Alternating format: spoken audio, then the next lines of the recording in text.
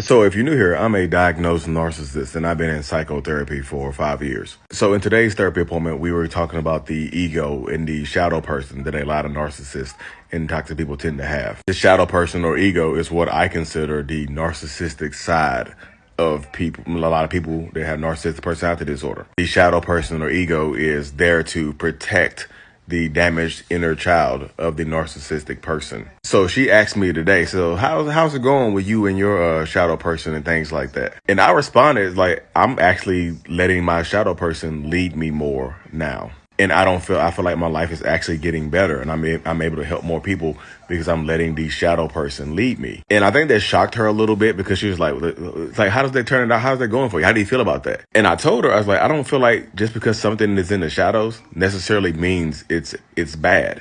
We've been like, as a society, a lot of us are conditioned to fear what's in the darkness and things like that. Because you can't see it, it's automatically bad. Because it's dark, it's automatically bad. You look at a dark room and you hear a voice coming from it, you think like Pennywise or something is going to jump out of it and scare you, like a monster or a demon or something like that, a ghost, something that is haunting you. But for me, I don't necessarily think everything that comes from the darkness has bad intent. Like sometimes that voice in the darkness is a damaged inner child and things like that. Sometimes that voice in the darkness is guiding you to the light and things like that. So my shadow person is not necessarily a bad person. Do I do bad things? Have I done bad things? Yeah, absolutely yes. Have I been extremely impulsive throughout my life and exhibited erratic, toxic ass behaviors? Yes. But most of the times that stuff comes from a place of self-defense and things like that. So what I've done in therapy for the last few years is kind of manifested the shadow person into leading me into the light. Instead of fighting that voice from the darkness, I actually listen to it and let it guide me. Because that voice doesn't always lead to self-destruction. Sometimes it can lead to self-fulfillment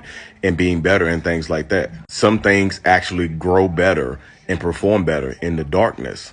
Some things are nocturnal and things of that nature. So just because you can't see something, see the face of something in the darkness or the shadow person doesn't necessarily mean it's a bad thing.